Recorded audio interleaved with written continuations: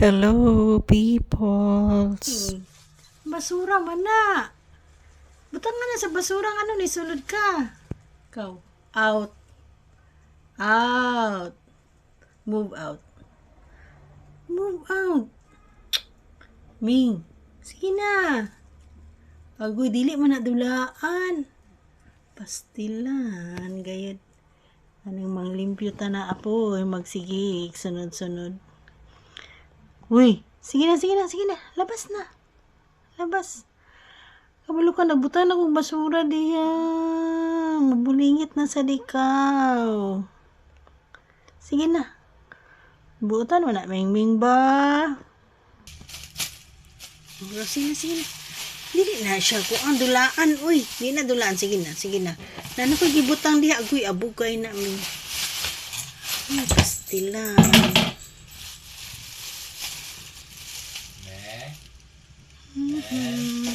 Balik na sad ka diha. Sige na. Labas, Ming. Agoy, Diyos ko, ganahan. Mag-yun siya ukuan sa mga abog. Uy. Pastilan, yun ka. Sige magbabat kita ha. Magbabat kita karon pag kuman ako limpyo dire. Ha? Magbabat kita ha. Magbabat ha. Sige ka. Kaya dili ka patuog ako ang ka ng abog. Gahigda ka diya. Alay, Diyos ko. Sige lang ka. By the way, na ay naghatag sa amo og saging na saba, among siningan. Medyo daghan po siya, so kinanglan na gid na akong lutuon kay medyo ang iyang smell aslom-aslom na.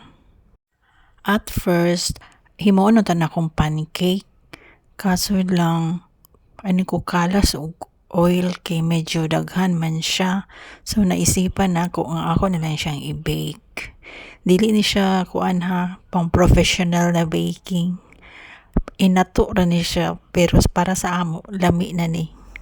Mas lami pa sad ni sa chiffon na baligya sa mga tindahan.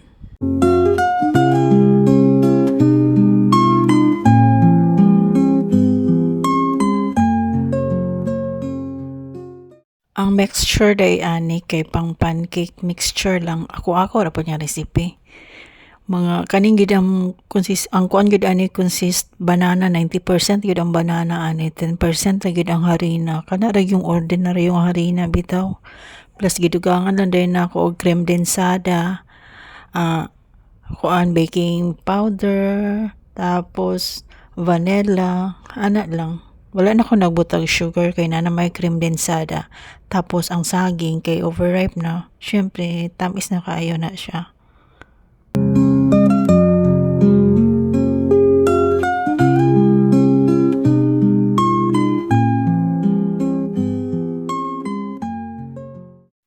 Anak ragid kaayo ka simple. Solve na kaayo ang pang snacks for the day. Salamat sa among silingan.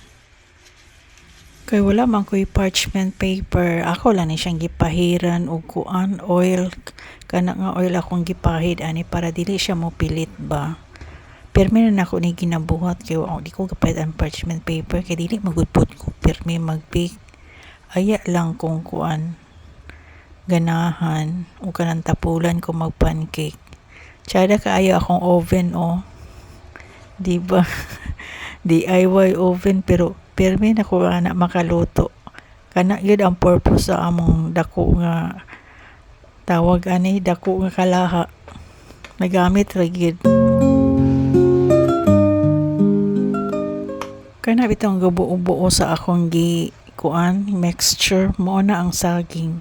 So yung anak ka daghan nga saging na saba akong gibutang.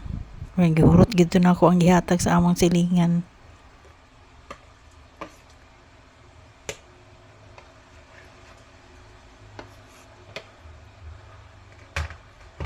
Permi na ko lutuing ani pero walay saging. So mo nang confident ko nga okay ra gyud ni akong mixture ani. Sa gusto nga makabalo sa akong mixture ani, comment lang below kay aya na ko ihatag ang akong mixture. Dili na ko na ilaog kay basta lami siya. Dili ka siya tamis, igo-igo lang. Kini nga mixture nako wala gyud ni tubig. As in, pure good ang gatas ani tanan. Isa lang na nato sa ating oven. Oven, DIY oven, pero makaluto man. Ang importante makaluto, dili hilaw, di ba? Ug mao na ni ang finished product, luto na.